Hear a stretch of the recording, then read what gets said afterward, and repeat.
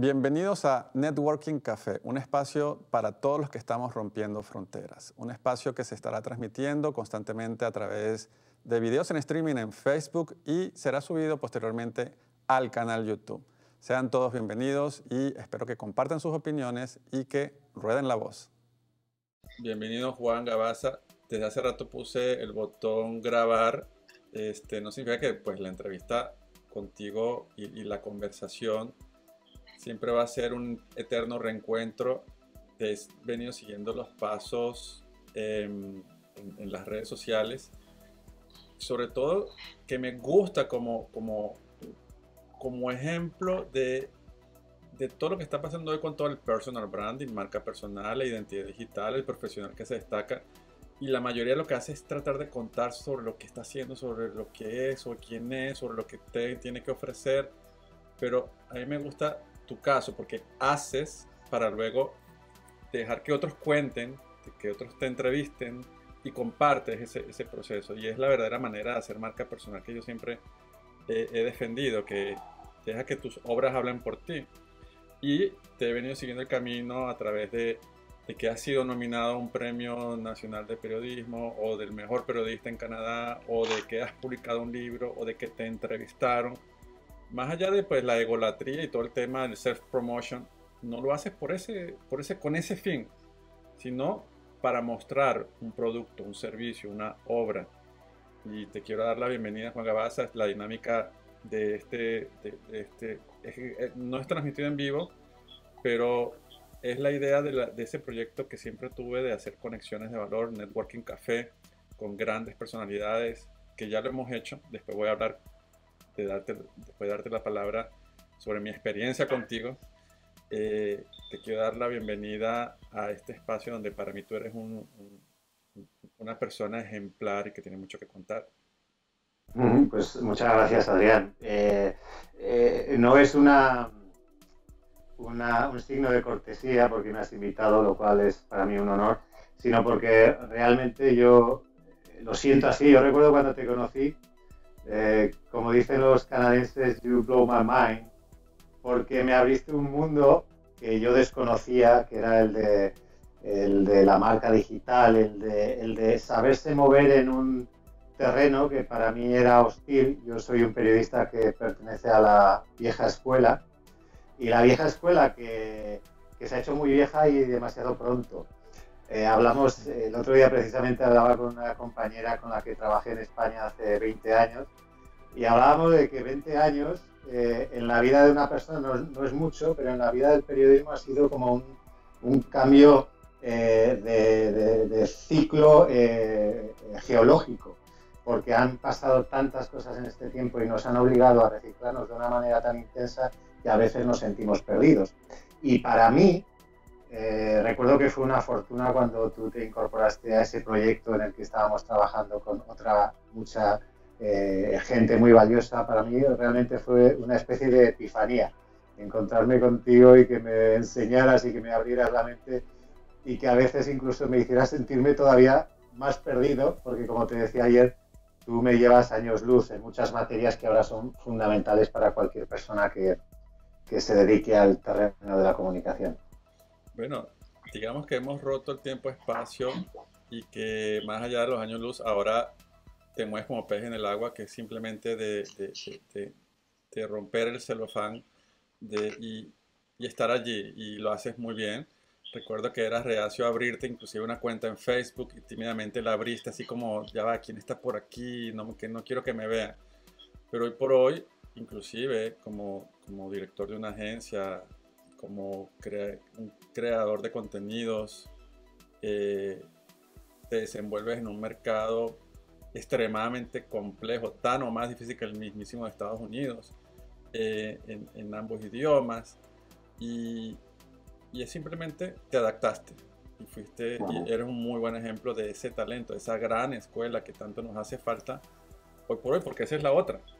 Es una escuela que, entre comillas, queda caduca, pero que es tan necesaria traer esos principios, esos valores, esa disciplina, esa mística a los estándares del profesional, del millennial de hoy en día.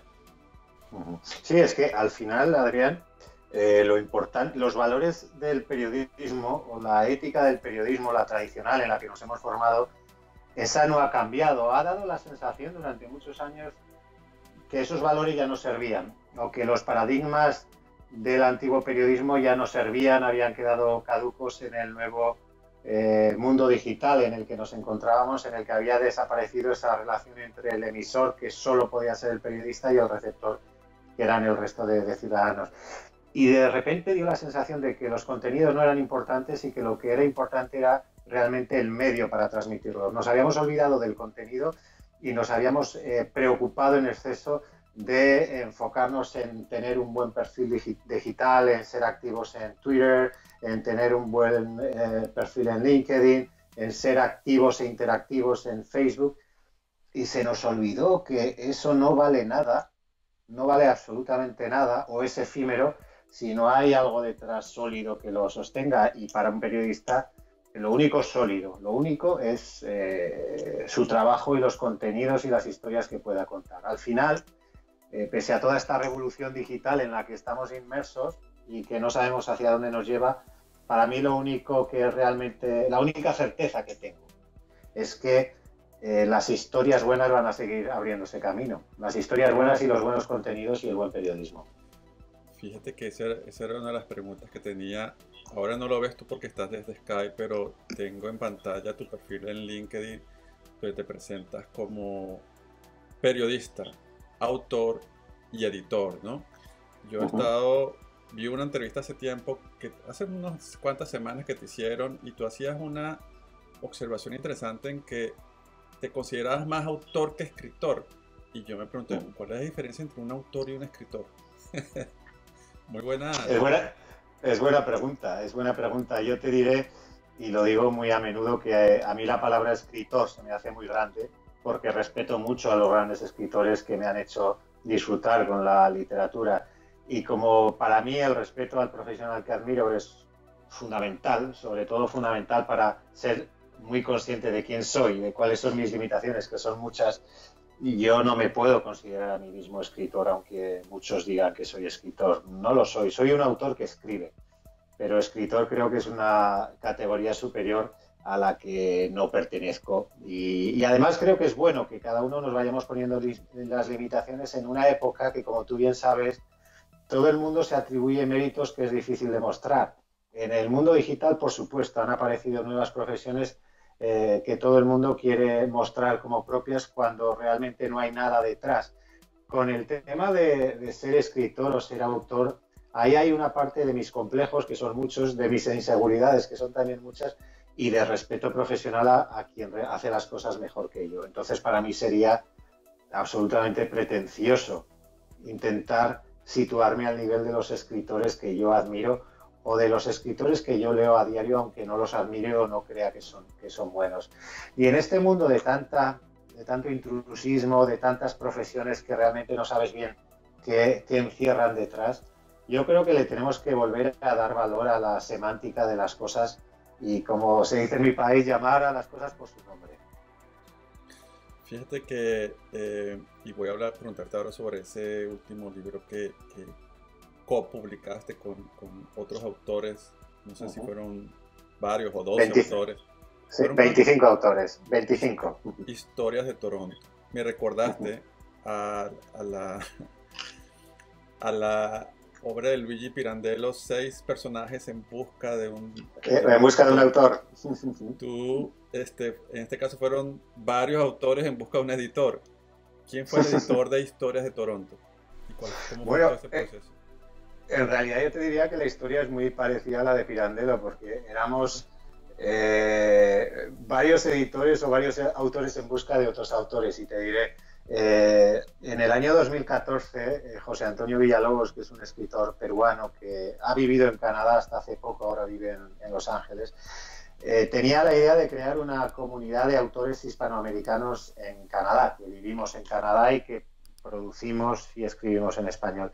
Y se puso en contacto conmigo para ver si le podía ayudar, y al final la idea tomó cuerpo y a finales de 2014 aquí en Toronto creamos esa comunidad, la inauguramos, la fundamos y tuvimos una primera reunión. Y a partir de ahí barajamos la posibilidad de hacer proyectos tangibles, porque muchas veces también tú sabes que las buenas ideas solo se quedan en buenas intenciones y no pasan de ese estadio. Y nosotros queríamos hacer algo que realmente fuera tangible, que dejara un pozo. Y pensamos que una buena manera de promover la literatura en español en Canadá era, como no podía ser de otra forma, escribiendo y publicando. Entonces decidimos buscar a autores que vivieran en Toronto para que nos propusieran una historia en la que Toronto fuera el personaje. Es decir, durante muchos años, y sé que también ha pasado en Estados Unidos, la mayoría de la literatura en español que se hacía en Canadá era la literatura del emigrante, la literatura del desarraigo, una literatura muy victimista en la que siempre se ponía el foco en el drama del emigrante. Y a veces el emigrante se olvida que también es ciudadano. Y nosotros, aunque hemos venido de otros países, yo de España, tú de Colombia, otros de otros países, de México, de Perú, al final lo que aspiramos era ser ciudadanos de pleno derecho. Y ser ciudadanos incluye ser ciudadanos en lo profesional, en lo intelectual y en lo social. Y por eso queríamos que el libro se enfocara en Toronto, que es nuestra ciudad. Y conseguimos reunir a 12 autores y el libro lo editó una editorial precisamente dirigida por un colombiano, que es Luis Molina, que está en Ottawa y que se llama Lugar Común. Ese libro que publicamos en 2016 tuvo tal éxito y tal impacto que incluso una editorial canadiense compró los derechos para publicarlo el próximo año en inglés. Y ahora, en mayo de este año, publicamos el segundo capítulo de este proyecto, que es Historias de Montreal, con la misma idea, pero ya en este caso hemos reunido a 25 autores, que es lo que te decía antes. Por lo que en Montreal hay una comunidad de habla hispana mucho más potente, con mucha más tradición, con mucho más músculo cultural, y la verdad que ha sido un libro formidable. El resultado ha sido formidable no solo en lo narrativo, sino también en la manera en la que los 25 autores hemos mostrado la ciudad de Montreal, su alma, su pulso, su realidad y su historia. Lo que tú sueles decir, que por ahí vi en una entrevista que hablas del imaginario, de encontrarse con la ciudad, no desde la narrativa de esa victimización del inmigrante, del pobrecito, mira, esta es mi historia, sino esta es mi ciudad, esta es donde yo vivo y lo cuento en español, porque hablo español o castellano. Y tengo derecho a contar también la historia de esta ciudad bajo mi óptica. Y que de paso no es de ahora, es desde hace mucho tiempo. Exacto, sí. Sí, exacto. Y además te diré una cosa, en el caso de Canadá, desde principios de los años 70 con Pierre Trudeau, el padre del que ahora es el primer ministro, él estableció la multiculturalidad como la seña de identidad del país. Se ha hablado de Canadá como el primer estado post-nacional porque no tiene una identidad nacional tan marcada o tan definida como la tiene Colombia o Perú o México. Hay una identidad nacional muy sólida, muy fuerte. En Canadá, que es una nación muy joven, esa identidad no existe y se inventó una propia, que es precisamente la multiculturalidad. Es decir, Canadá existe y Canadá tiene sentido porque tiene muchas nacionalidades que la conforman. Y cada una de esas nacionalidades o de esas minorías étnicas está contribuyendo con su propia cultura a enriquecer la cultura nacional. Por eso Canadá es una especie de mosaico, un mosaico de culturas, a diferencia de Estados Unidos, que es un crisol. Y nosotros, los hispanoamericanos, creemos que podemos aportar de una manera, por supuesto, muy modesta, desde nuestra cultura hispanoamericana podemos aportar muchas cosas a esa cultura, a esa identidad multicultural que es Canadá. Y cada vez el español tiene más visibilidad en este país. Cada vez hay más interés por la cultura latinoamericana. Y yo creo que trabajos o proyectos como el nuestro, de una manera, insisto, muy modesta, pueden contribuir a que eso sea posible y a que el español cada vez se conozca más en Canadá. Ese concepto del que seguramente hablamos en algún momento en tantas reuniones que tuvimos de trabajo, y después vamos a hablar un poquito del proyecto ese Pan American Work, que te dio otra perspectiva, que es la localidad, que es decir, trabajo desde lo local pero con un alcance global, o desde lo global irme hacia lo local, y que a veces es tan extenso tratar de abarcar tanto, pero apretar tan poco, o de alcanzar tan poco. Y ha sido mi experiencia en los últimos 7 años acá viviendo en Estados Unidos, luego de haber vivido en Colombia, luego de haber vivido una pequeña temporada en Chile. Y es decir que uno tiene que, por más amplio y universal, si eres un profesional que busca encontrar mínimamente un sustento de vida, mínimamente como tú dijiste en alguna entrevista, no esperaba seguir siendo periodista, no esperaba seguir siendo escritor en Canadá, no esperaba, ante ya sí los retos del inmigrante, encontrarse con que sí hay una manera de encontrarse con lo local, con la ciudad donde vivo, de ejercer mis talentos y expandirlos. Entonces, en esas dimensiones que hoy por hoy estás en un capítulo local donde estás conectando con personajes y escritores, autores, periodistas y haciendo un entramado muy interesante sobre Toronto. ¿Cómo queda lo global? ¿Cómo te ves? Porque de paso también, y traigo a colación, también acabas de publicar un libro sobre por allá donde tú vivías antes, donde tu pueblo, tu zona, Sí, sí. y donde te han entrevistado y donde eres un personaje. Entonces, esas dos dimensiones tuyas tan complejas y tan... Te diría que es un poco esquizofrénico. Y sí, lo es. Y además, precisamente tenemos ahora esta entrevista, Adrián, en un momento en el que he atravesado una etapa, estos 9 últimos meses, muy apasionante, pero muy compleja porque me ha hecho regresar a todas las contradicciones del emigrante. Tú intentas construir tu nueva vida, incluso tu nuevo perfil personal en un nuevo país, pero de repente te encuentras con que te demandan de tu patria chica para volver a hacer proyectos que te conectan directamente y de una manera muy intensa con tu país. Pero yo aquí tengo que seguir caminando, es decir, he decidido hacer eso, pero al mismo tiempo tengo que seguir con mis proyectos aquí. Y ha sido, y además, cuando estos días, que me han preguntado muchísimas veces estos días en entrevistas en radio y prensa, ¿qué ha sido lo más complicado de hacer este último libro al que te refieres? Me he dado cuenta que yo en ningún momento me he referido a alguna dificultad del libro, sino que siempre he dicho que lo más complicado de hacer este libro fue compatibilizarlo intelectualmente con el trabajo que estaba haciendo en Canadá, que es un trabajo, como tú has dicho, muy global. Yo estoy en Toronto, pero estoy trabajando en un proyecto que abarca Cuba, México, Panamá. Yo estoy trabajando ahora directamente con una empresa que está en Panamá. Escribo sobre temas relacionados con México, con economía de Canadá. Es decir, como ciudadanos digitales del mundo, tenemos que tener una visión global del mundo, que es verdad lo que tú decías antes.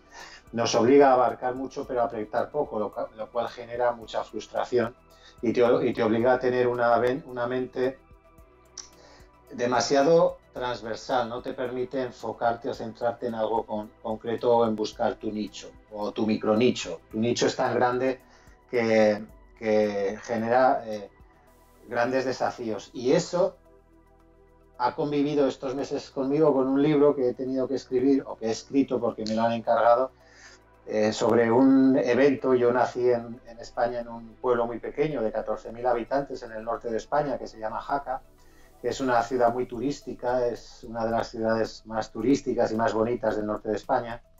Y en el año 1963, en plena dictadura, se inventó un festival folclórico y empezaban a venir cada 2 años a Jaca, que insisto es un sitio muy pequeño, grupos folclóricos de 20, 25, 30 países de todo el mundo, y durante una semana celebraban un encuentro multicultural en Jaca, y los grupos bailaban por las calles, y tú ibas paseando por la calle y de repente te encontrabas a un grupo de Tanzania, y en la esquina siguiente a un grupo colombiano, y en la otra un grupo coreano.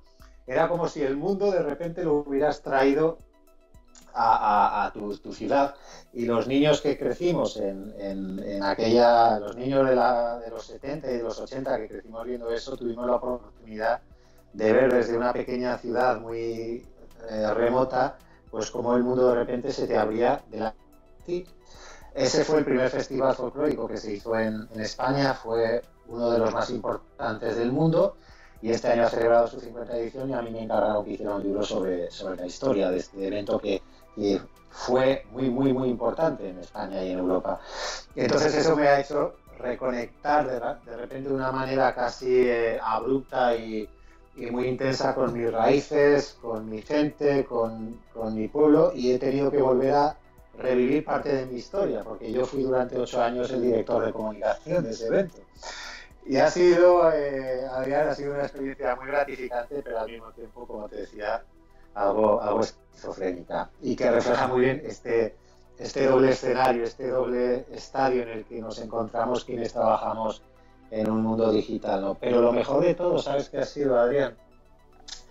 Y yo este libro lo he trabajado con Mónica Ballarín, que es una excelente diseñadora, que fue socia en mi empresa durante 20 años. Trabajamos juntos, yo tuve una empresa desde 1996 hasta 2015 y con ella trabajé mano a mano durante 20 años, publicamos un montón de libros, hicimos juntos un montón de libros y 8 años después de abandonar Jaca, de abandonar España, he vuelto a trabajar con ella como si no hubiera cambiado absolutamente nada. Es decir, lo único que ha cambiado es que no estábamos compartiendo la misma oficina física, lo único. Todo lo demás, la experiencia ha sido exactamente la misma. Ella y yo cada día nos reuníamos en Skype durante 3 horas, revisábamos el diseño del libro, elegíamos las fotos, las compartíamos. Es increíble cómo este nuevo mundo global en el que nos encontramos nos permite desarrollar proyectos que hace 10 o 15 años hubieran sido inviables. Y para mí el hecho de estar en Toronto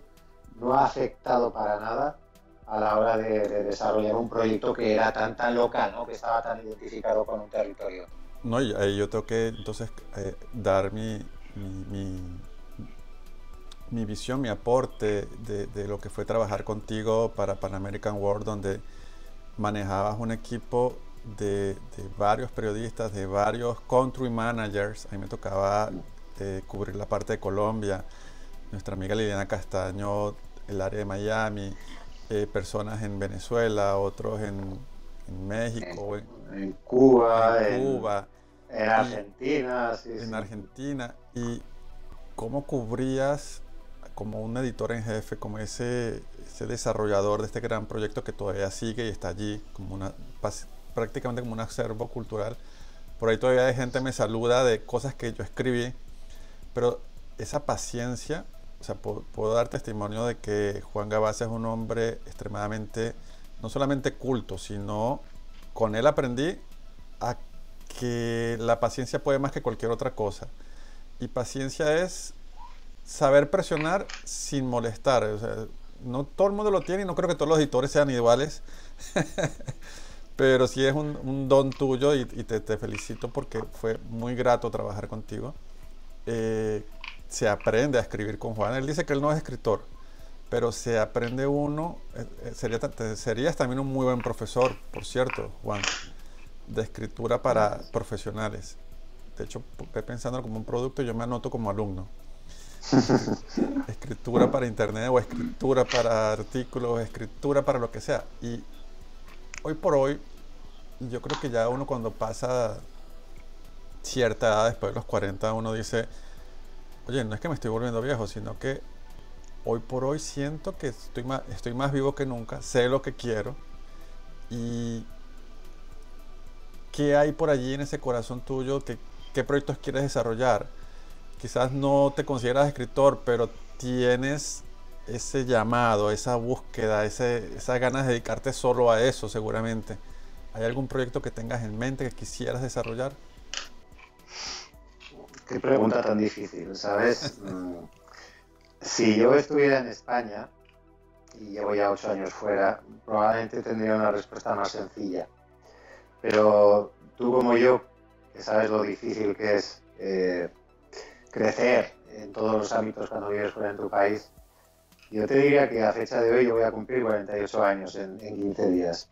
Y te diría que no tengo respuesta a esa pregunta. Tengo muchos proyectos, pero no tengo tan claro lo que quiero ser, en absoluto.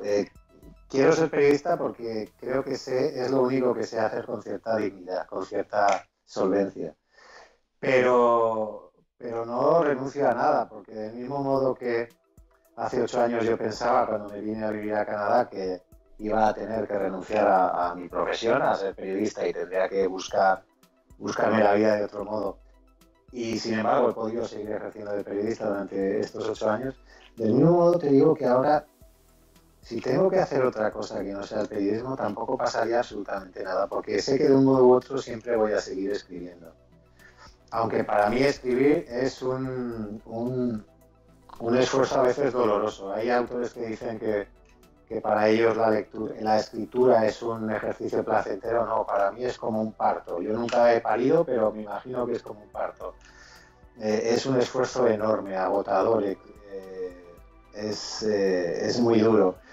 Sé que nunca voy a dejar de escribir, pero hoy en día te diría que estoy en una etapa en la que si tengo que dedicarme a otra cosa que no tiene nada que ver con el periodismo, tampoco pasaría nada. ¿Y sabes por qué? Porque vivimos tiempos tan difíciles para el mundo del periodismo, tú lo sabes tan bien como yo, y está cambiando de una manera tan rápida el paradigma del periodismo, que yo a veces pienso si merece la pena todos los esfuerzos que hacemos. Tengo la sensación que vivimos en una época demasiado irrelevante, demasiado banal. Recurriría a Milan Kundera, ¿no? Con la insoportable levedad del ser. A veces no soporto la insoportable levedad del periodismo de hoy en día. Me frustra mucho. Justo me pasa en eso, por lo cual a mí me identificaban con un adjetivo que no estoy de acuerdo, que era el de experto calificativo. Yo decía, no, o sea, no, tú eres nuestro gurú. Pero simplemente un apasionado del tema de las redes sociales. Pero hoy por hoy hay una enorme levedad en el sentido de que, y siento que es una etapa que hay que dejar que ocurra, y en la que yo no soy protagonista ni quiero serlo, y en la que estoy simplemente para que mis clientes puedan mostrarse y promocionarse, obviamente bajo mi óptica, en el que es dar un aporte de valor, pero que hay tanto egoísmo, tanta superficialidad en cuanto a los influencers, que es un tema que está allí haciendo mucho ruido. Lo bonito de las redes sociales era que podíamos llegar y contribuir a un gran acervo cultural en conjunto, habiendo de todo, por supuesto, pero hoy el ruido que están haciendo los influencers, la preponderancia que se le está dando a estos, el tema de los algoritmos de las redes sociales es muy complejo, porque por más que te quieras mostrar no te van a ver todos. Entonces están una cantidad de cosas allí que quedan allí.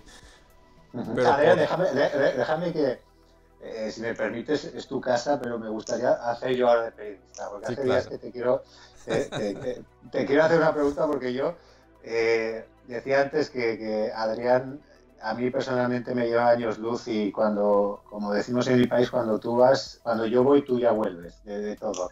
Y hace tiempo que vengo observándote como tu actitud respecto a las redes sociales se ha convertido muy crítica. De repente te has convertido en una especie de Pepito Grillo de las redes sociales, en el sentido de que muestras con mucha asiduidad tu frustración por la manera en la que las redes sociales ha derivado en algo absolutamente banal, intrascendente, frívolo, y tú, que eres una autoridad moral en el mundo de las redes sociales, porque estabas ahí mucho antes que la mayoría, siempre me ha llamado la atención ese viaje de vuelta que estás haciendo, y con mucha frecuencia tus comentarios en redes sociales son con cierta melancolía de lo que quizás las redes sociales pudieron ser y no han acabado siendo. Bueno, has sido muy buen observador, y cuando dices muchas veces, porque las pocas veces que llego e intervengo en un Facebook es porque vengo con ese comentario, y a veces obstinado de Instagram, y vengo a quejarme en Facebook o en Twitter. Claro, en Twitter es más mi vena política, más mi luchador social, activista, entonces allí es otro cuento, ¿no? En tiempo real. Pero en Facebook vengo a quejarme prácticamente de lo que observo en Instagram. Pero hay otras cosas y otros canales que me interesan más, que el YouTube, por ejemplo, que me está dando un resultado tremendo con los clientes. Y es lo que decía hace 11 años Charlene Lee, que decía que al final después de tanto ruido, íbamos es a cultivar nuestra propia comunidad. No importa si eran 5, si eran 10, si eran 2. Antes estábamos contentos con tener un grupo de 10 personas, 10 seguidores, de 10 personas que nos hicieran caso. ¿En qué momento comenzamos a creer que los 10.000 amigos, los 2.000, los 1.000, los 500 eran realmente nuestros amigos? Entonces las comunidades reales y efectivas son las que tienen valor. Así como tú volcaste tu mirada otra vez a Canadá y te reencontraste comenzaste a ver los frutos de manera inmediata y tienes ya cosas que mostrar. Y de paso las muestras y tienen un eco. Esa es la manera de hacer hoy por hoy, y que siempre lo he dicho, entre lo presencial y lo digital, hago algo y que la gente hable de mí, o que lo que hable no sea algo vacío, sino aquí hay algo que mostrar. Y no solo lo que yo tengo que decir de ello, de esto, sino lo que otros pueden venir a hablar. Y está pasando eso. Obviamente yo puedo ser muy crítico, pero quizás sigo creyendo en las redes sociales. Y el hecho de que estemos conversando hoy es porque creo y yo recuperar después de tanto tiempo, porque con Juan hemos hablado de tanto en tanto, pero a veces no hemos perdido de hablar hasta 4 años. Tenemos 4 años sin vernos la cara, pero siempre es un saludo, vamos a entrevistarnos o cuando nos vemos, y siempre se va delegando. Pero las verdaderas conexiones es entender quiénes son los nuestros y cultivarlos y mantenerlos. Entonces, este ejercicio que estoy haciendo contigo hoy, más allá de mostrarte o de yo mostrarme, o de publicarlo en mi canal o distribuirlo, es ir al encuentro del amigo que está allí, a Juan Gabaza, y es una conexión entre mi mapa, no importa que sean 5, 10, 20, 50 o 50.000, pero eres una pieza que quiero que esté allí activa y viva. Para mí ese es el poder de cómo deben ser las redes sociales. Sí, yo también lo entiendo así, pero a mí lo que me preocupa es la manera en que las redes sociales están influyendo en el periodismo y la manera en que los periodistas están cambiando su manera de entender el periodismo, porque se ven, y yo lo veo sobre todo en los periodistas de mi generación, se ven obligados a moverse en un ecosistema que es hostil para ellos, que es el de las redes sociales. Pero como tú bien sabes, hoy en día no solo es importante tener un buen resumen, un buen currículum, sino también una sólida presencia en redes sociales. Y yo veo en demasiadas ocasiones cómo los periodistas, de una manera casi, ¿cómo diría? De una manera casi, iba a decir patético, y me parece una palabra un poco fuerte, pero casi de una manera conmovedora, intentan buscar su espacio en redes sociales sin saber bien cómo hacerlo. Y mientras intentan eso, realmente están perdiendo su esencia como periodistas. O pueden estar perdiendo su tiempo, porque entonces se convierten en malabaristas de las redes sociales, donde pueden ser muy talentosos, donde se casan con la recompensa social del like, del comentario, de los seguidores. Y en Twitter lo ves mucho, ahora con las personas que crean los hilos, ¿no? Muy interesante, hay gente que aporta, pero la clave y el secreto es cómo yo conecto esto con lo que yo soy. Hay casos muy particulares donde dice, yo conecto esto con mi canal YouTube, yo conecto esto con el libro que estoy escribiendo o escribí, yo conecto esto con los servicios que presto. Tengo por ahí un amigo, Canexis, que él es experto en lenguaje corporal y está en España, por cierto, él es venezolano, pero es muy bueno. Y tiene unos hilos políticos interesantísimos, donde llegó de repente, se había sentado por mucho tiempo de las redes sociales y volvió con otro aspecto, pero desde su punto de vista corporativo, y fue capaz de animar la audiencia, de ser el payaso de las redes sociales o el malabarista, pero a su vez, oye, yo ofrezco esto, yo soy consultor, yo tengo unos cursos y se media, porque es que al final las redes sociales son muy ingratas, y sobre todo cuando son más en tiempo real y tienes que estar alimentando y administrando, y eso también deja mucho que decir cuando de repente alguien que se haga llamar director creativo y está todo el día en un Twitter o en un Facebook, en qué momento trabaja y cómo lo hace. Entonces, es decir, cómo me gano el tiempo libre con lo que yo soy como profesional o como empresario, y cómo tengo ese tiempo libre para compartir con mis redes. Lo otro que te quería decir, producto de lo que te escuché decir era que no sabemos qué vamos a hacer o por dónde empezar, tenemos muchos proyectos, pero siento que cuando es un hobby, cuando es una pasión, no hay que obligarlo ni convertirlo como hacen los emprendedores, querer vivir de él, sino que si se da la oportunidad nos va a dar de vivir, qué bueno. Así como tú escribiste este libro o has escrito otro, no estás pensando en la remuneración, qué bueno que tengas una remuneración, pero es una pasión hecha realidad y que la hiciste en tu tiempo libre y que o le sacaste el tiempo para hacerlo. Entonces está muy interesante cómo podemos ir mediando entre ese día a día, así tengamos que ser un editor de contenidos para un cliente, para un tercero, pero siempre le vamos a sacar una hora en la madrugada o en la noche para cultivar lo que esa vena, la vena tuya de escritor, por ejemplo, en la que te Sí, sí, gusta eso más es, desarrollar que escribir.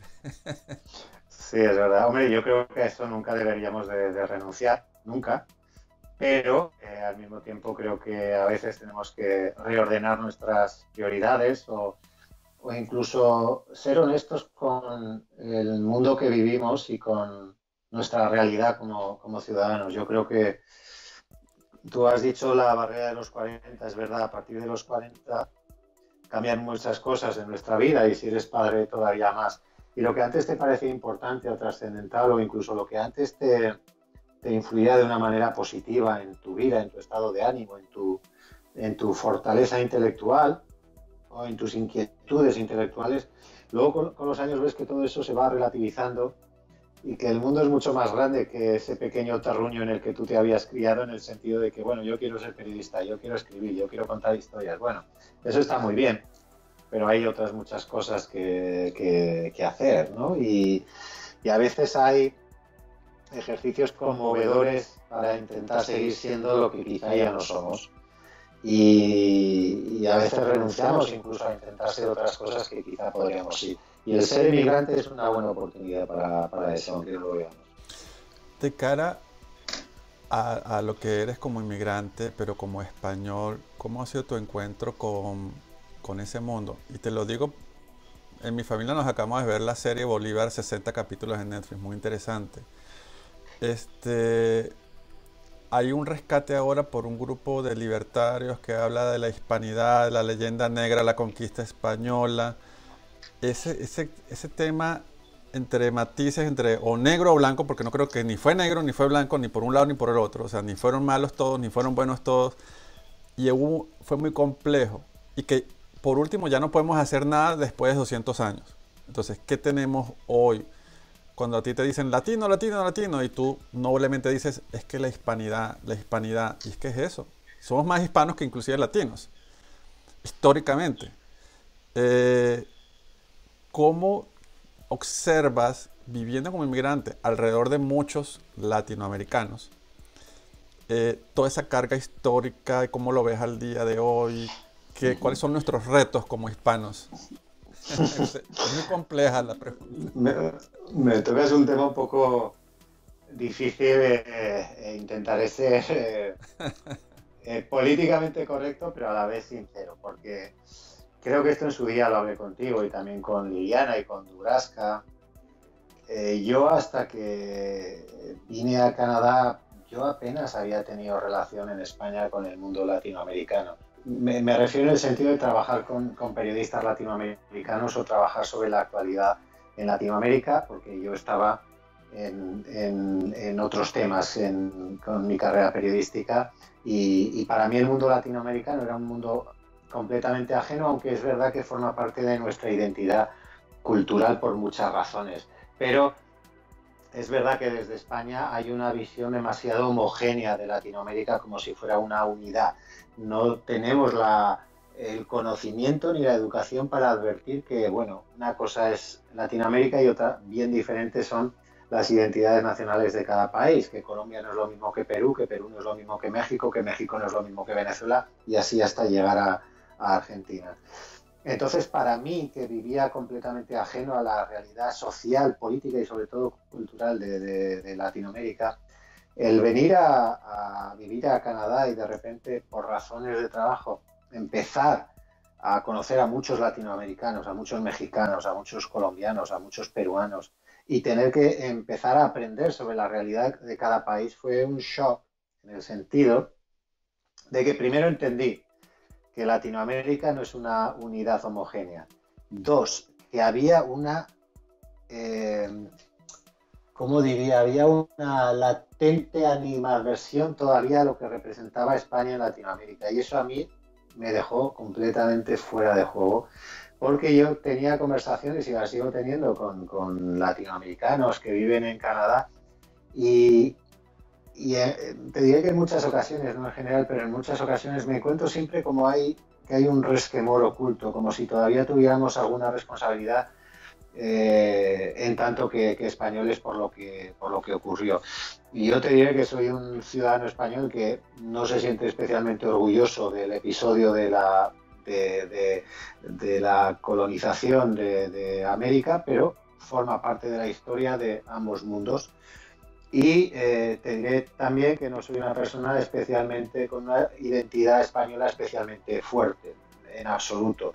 Pero sí que reconozco que me encontré ante situaciones que me desbordaban porque estaban intentando analizar lo que ocurrió hace 5 siglos con la perspectiva actual, lo cual es un error desde cualquier punto de vista. Analizar los hechos y contextos de hace 5 siglos con la visión actual es un despropósito, porque evidentemente acaba instrumentalizando la historia como un objeto político, cuando la historia nunca puede ser analizada desde un punto de vista ni político ni identitario. Y como tú bien has dicho, al final parece que todo se cuenta como un cuento para niños, el salvaje bueno contra el civilizado malo, una historia de buenos y malos. La historia cualquiera es muchísimo más compleja, tiene muchísimos más matices. Evidentemente, claro que los españoles cometieron barbaridades. ¿Quién lo va a negar? ¿Cómo se va a negar eso? Pero por otro lado te diré que yo creo que reivindicar la cultura hispana no es reivindicar la cultura de España. Y no, y por eso lo traigo a colación, por tan importante que es como, oye, ya va, la historia nos la resumieron a conveniencia de ese caos que sigue siendo caos 200 años después. No significa que España siguió perfecta, fue perfecta y está inmaculada. España tiene los mismos problemas, tan iguales como nosotros en Latinoamérica. 200 años después hay que verlo ya, decir, oye, no olvidemos que fuimos hermanos o miembros de una misma nación, por último, del mismo imperio. Ojo, hay gente nostálgica tratando de rescatar eso y decir, bueno, no, hay que rescatar esto y anular todo lo que vino después. Y me parece que hay mucha agresividad en implantar posturas o implementar posturas tanto tiempo después. Y yo sé que encontrarse con esa, yo les llamaría ignorancia a la gente que le echa la culpa a España por lo que hizo. Y me encanta la respuesta que ustedes siempre dan cuando dicen, ya va, no fueron mis ancestros, fueron los tuyos, los míos se quedaron aquí. Sí, yo mira, ese es un argumento, no lo quería poner hoy aquí, pero lo he dicho muchas veces. Cuando me he encontrado con conversaciones así de alguien que además tiene un apellido claramente español, venga de Chile, de México, de Perú, digo, bueno, debieron ser tus antepasados, porque los míos nunca cruzaron el charco. Y eso explica que la historia no son compartimentos estancos que los puedes coger en función de tus intereses o en función de tus argumentos. La historia es una continuidad en el tiempo y todos los hechos se van enlazando y todo tiene sentido. Somos lo que somos como consecuencia de la historia. España es un país que estuvo 8 siglos con presencia árabe. Lo que yo soy hoy es consecuencia de una herencia árabe, una herencia romana. Los íberos, los celtas, no somos una comunidad pura, por suerte. Y también en España, como tú decías, ahora hay una corriente revisionista de lo que hizo España en Latinoamérica, una corriente revisionista que es absolutamente falaz, porque está reivindicando con nostalgia y con añoranza un imperio que fue, desde mi punto de vista, absolutamente nefasto. ¿Algún problema tiene alguien si hoy en el siglo XXI está añorando viejos imperios que estaban construidos sobre estructuras medievales? Entonces, bueno, quien piense así tiene su problema, pero para mí es tan nefasto quien añora viejos imperios en la misma medida que quien piensa que la identidad original de un país está en el periodo precolombino. No, tampoco. Somos lo que somos porque hemos atravesado 20 siglos de historia. Exacto. Y yo lo que diría a raíz de haber visto esa serie de Bolívar que me hizo revisar la historia otra vez mucho, es decir, Bolívar lo que hizo fue destapar una caja de Pandora, que él mismo se dio cuenta y dijo, ya va, la naturaleza humana no está preparada para la libertad tan... La libertad no es un objetivo en sí mismo tan claro, y ni siquiera hoy, 200 años después.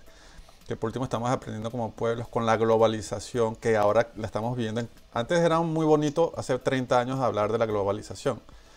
Y hoy globalización con Internet, con lo que está pasando en China, o en Hong Kong, perdón, con el tema de las protestas, porque hay reconocimiento facial las 24 horas, y lo que parece ni siquiera aquí en Estados Unidos. La ciencia ficción ya es una realidad allá, y la gente está protestando porque, oye, ¿qué es esto? O sea, ¿en qué nos estamos convirtiendo? Pero en todo caso, la globalización, la tecnología y todo esto nos están poniendo unos retos como seres humanos muy extraños, que tú dices, oye, esto está muy extraño. Y el reto del periodismo, el reto del medio de comunicación, el reto del medio de comunicación es absolutamente complejo cómo hacerlo. Pero yo pienso que es ir hacia adentro, por no llamarlo ni individualismo ni egoísmo, sino ir hacia adentro y producir algo así como tú lo has hecho. Así como tú has escrito los libros, como seguirás escribiendo libros, y sobre todo al encuentro de otros. Porque fíjate que no estás muy preocupado por escribir un libro como Juan Gabaza, sino decir, todos podemos contar una historia y tenemos algo que contar y unirlo. En tu faceta de empresario, sigues a cargo de Escuadra Media, ¿verdad? Es otra cosa de la que no sé si te gustaría conversar un poquito. Sí, bueno, a la par de otros proyectos en los que estaba, sobre todo en Pan American World, bueno, pensé que había un espacio aquí en Toronto para una empresa de comunicación como la que yo tuve en España durante 20 años, para ofrecer servicios que dieran respuesta a los desafíos de cualquier empresa en temas de estrategias en redes sociales, contenido creativo, marketing y comunicación. Entonces, con otro periodista también español, Julio Rivas, que vive aquí en Toronto, y que los dos teníamos una visión muy parecida de cómo debía de hacerse la comunicación y cómo debía de responder a los nuevos desafíos. Pues fundamos en el año 2016 una pequeña empresita, bueno, es una startup, ¿no? Enfocada en temas de comunicación, de diseño, de estrategias de comunicación, contenido creativo, y ahí vamos poco a poco. Como tú sabes, cualquier paso que uno da en Latinoamérica, en su país de adopción, siempre cuesta más que el paso que uno da en su país de origen, ¿no? Y al final, o sea, mi gran maestra fue mi madre y me decía, al final uno necesita un buen cliente. Un buen cliente, que si tienes 2 o 3, que es bueno, pero es verdad, no es la cantidad sino la calidad, y a veces un buen cliente te ocupa el 80, 90 o hasta el 110% de tu tiempo. O sea, tienes que sacar tiempo de tu tiempo libre para dedicárselo a los clientes. Y aquí estamos todos. Fíjate que tú y yo técnicamente hacemos cosas muy parecidas, pero es que no nos da tiempo ni para decirnos ven y ayúdame, porque tú estás ocupado o yo estoy ocupado, o ir a buscar clientes, o decir vamos a consolidar una alianza Toronto, el sur de la Florida, porque no queda fácil. Pero qué bueno que salgan proyectos a futuro. Seguramente van a salir. Pues, seguro que sí, estoy convencido de ello. Juan, nada, para mí, para no extender esto, pudiese quedarme aquí horas contigo. Ha sido un honor reencontrarte. Hice esta entrevista un reencuentro después de tanto tiempo. Yo sabía que si no la grababa iba a quedar así, una conversación de 2 horas que se iba a perder, ¿no? Y esto ha sido una conversación para el canal de YouTube Networking Café, que también es replicado por la Florida Global University y su canal de radio y de streaming. de Edu Digital Media. Ellos me piden contenidos y yo de tanto en tanto pues se los ofrezco y soy parte de ese staff también. Ha sido un placer entrevistar al periodista, al autor, al editor, al creative content, al que es capaz de contarnos las historias de manera colectiva. Una persona que admiro porque es ese espíritu de la madre patria que, y siempre lo he dicho de los españoles, no solo contigo, he trabajado con varios y se siente ese peso histórico en sus genes, en su ADN. Es una cosa interesante que la vamos a hablar después, porque miran y opinan y conversan en una frecuencia que me es muy simpática, porque tienen como un acervo cultural innato. No sé si es muy complejo, muy extraño lo que estoy diciendo, pero lo he notado mucho yo como latinoamericano de cara al español culto, al español que es pensador, que se abre a irse más allá de esas circunstancias históricas, pero que las lleva en sí mismo. Es muy interesante y te lo tenía que decir. Y me agrada mucho, me siento como en casa cuando hablo contigo.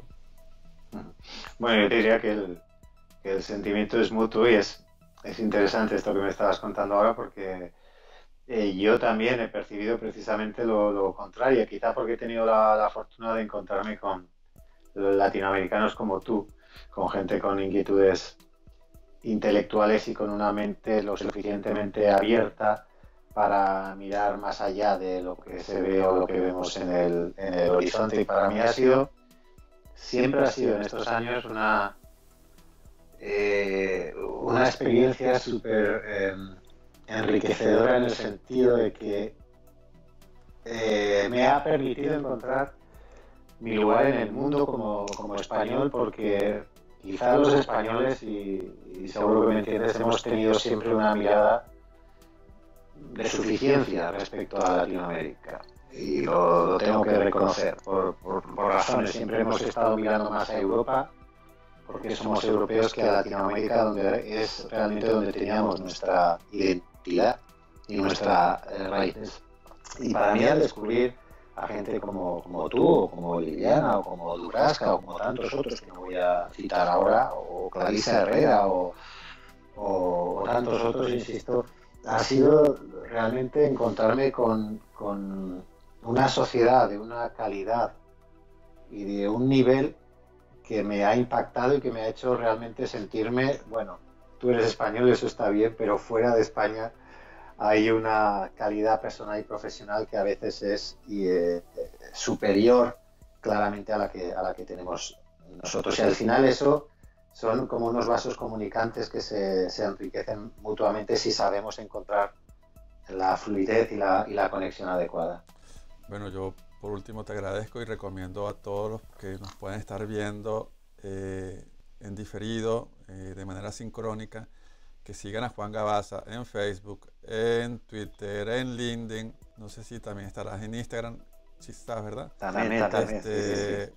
Bueno, en todas las redes, porque es una persona que nos va a aportar y que hoy por hoy, en un mundo sin fronteras, es importante contar con personas como él. Van a atender, si tienen un proyecto literario, si tienen un proyecto de contenidos de altísima calidad, él es el hombre, definitivamente.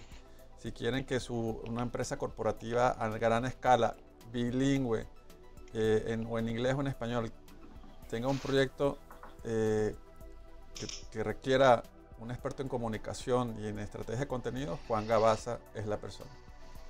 Muchas gracias, Adrián. Muchísimas gracias por tu entrevista y por tu tiempo. A ti.